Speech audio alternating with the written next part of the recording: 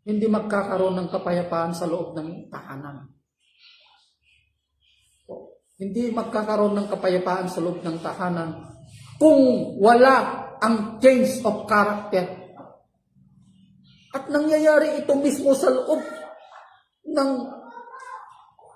sa buhay ng mga Kristiyano. Sa buhay mismo ng mga Kristiyano, nangyayari po yan. Lumapit ka sa Panginoon. Basahin mo yung Beatitudes.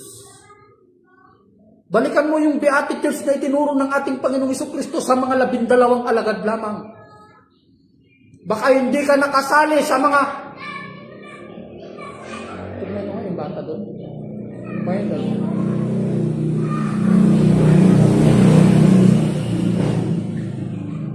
Okay lang, sir.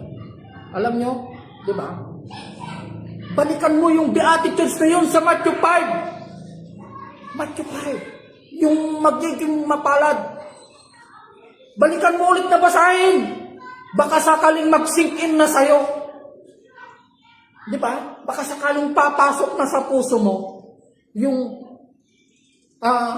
tunay na kahulugan ng pagiging mapalad. Andun yung pagpapakumbaba. Di ba? Blessed are the poor in spirit. Di ba? For they will inherit the earth. Sinasabi nga, di ba? Baka, nakalimutan mo na naman, balikan mo naman ulit. Di ba? Kasi kung wala, hindi mo taglay ang mga Beatitudes na ito, na itinuro ng ating Panginoong Jesucristo sa 12 alagad lamang, hindi magtatagumpay ang ministeryo natin, mga binikilan. Hindi po. Hindi sukatan yung kadami ng alam natin. Yung sinasabi natin na nagpapahayag sa atin ang Diyos, pero wala naman sa atin yung pagiging Beatitudes. Baka isa lang tayo sa mga andun sa paanan ng bundok na hindi nagka-interest na lumapit sa paanan ng Panginoon upang makinig sa mga unang aral ng pagpapakumbaba, unang aral ng pagiging mapalad.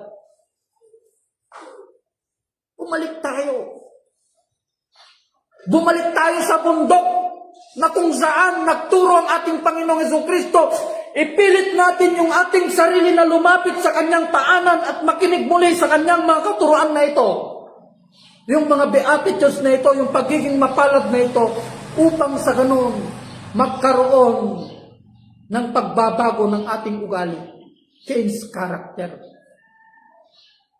Alam niyo ang isang halimbawa ng change character? Si Zaccheo.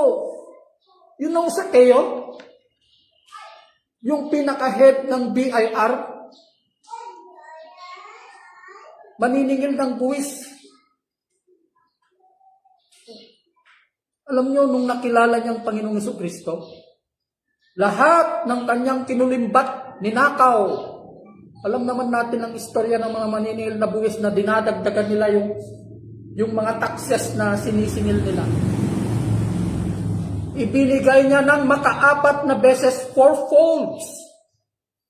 Yun ay restitution. Yun ang ibig sabihin ng restitution. May gagawin ka. Meron kang gagawin, hindi lang yung, sorry Lord, ayoko na magkasala. Pabalik-balik ka naman. Paulit-ulit. Ano yan? Paulit-ulit na lang. Dapat yung mga maling ginawa natin, mali ng ginagawa natin. Dapat paganda yung buhay natin bilang isang Kristiyano. Hindi pa atras. Paabante sana dapat tayo, di ba? Paabante. Yun ang ibig sabihin ng restitution, may gagawin ka. Hindi lang yung umiiyak ka, tapos mga ilang araw, ganyan ka na naman. Sosoli ka na naman sa dati mong ugali. Walang pagbabago. You're not a Christian.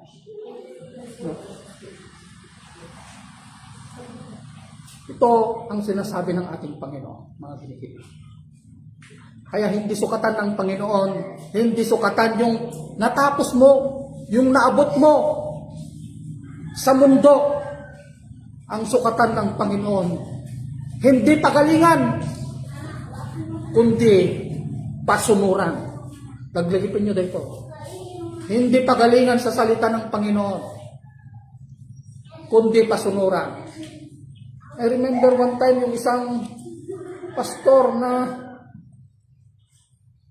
lahat na lang ng sinabi ko mali sa kanya. Mali ang pagkaintindi niya. Mali kasi mali yung ginagawa niya. Nakikipag-live-in ka eh. Tapos ipagsipilitan mong ikaw ang tama. Tapos magbiministeryo ka sa ibang lugar, eh yung pamilya mo hindi mo maayos. Hindi mo maayos yung natin yung pamilya natin. Dapat magsimula tayo doon mismo. Mag-ilaw muna tayo mismo sa pamilya natin. Mag-ilaw tayo. Upang makita nila yung liwanag. Mapapasunod mo sila. Mapapasunod mo yung pamilya mo kung nakikita nila yung ilaw sa'yo. Ba? So yun lamang. I hope you are being inspired sa salita ng Panginoon. No? I encourage everyone sa music team. No? Mag-devotion kayo. Sabihin ko sa inyo, hindi ordinaryong taong pinaglilingkuran niyo. Huwag niyong isipin na kami ang kinakantahan niyo. Isipin niyo palagi ng pinaglilingkuran niyo ay ang Diyos. Na kapag tumayo na kayo dito, tumugtog na kayo dito sa harapan, ang tinutugtugan niyo ang Diyos na lumikha ng langit at ng lupa. Pero kung hindi kayo nagdedebosyon, dapat kayong lahat magdebosyon kayo. Ang dami nating oras sa cellphone, wala tayong oras sa Panginoon, wala tayong oras sa Kanyang salita. Walang silbi. Kaya nga, paulit-ulit kong sinasabi, no word, walang salita, walang Diyos. No word, no God, walang salita, walang Diyos. Kung walang salita, hindi totoong yung Diyos mo. No word, no salvation, kung walang salita, walang kaligtasan. No word, no faith. Kung walang salita, walang pananampalataya, huwag mong sabihin na adda Diyos mo. Hamay bagang adda ti pamatim na wal tisao, tatisao, isu ti pamati. Naglilipon nyo dito. Tisao, isu ti pamati, tatisao, isu ti Diyos. Kakapsat. Pagyaman na manin, na yung bag na bigat tayo.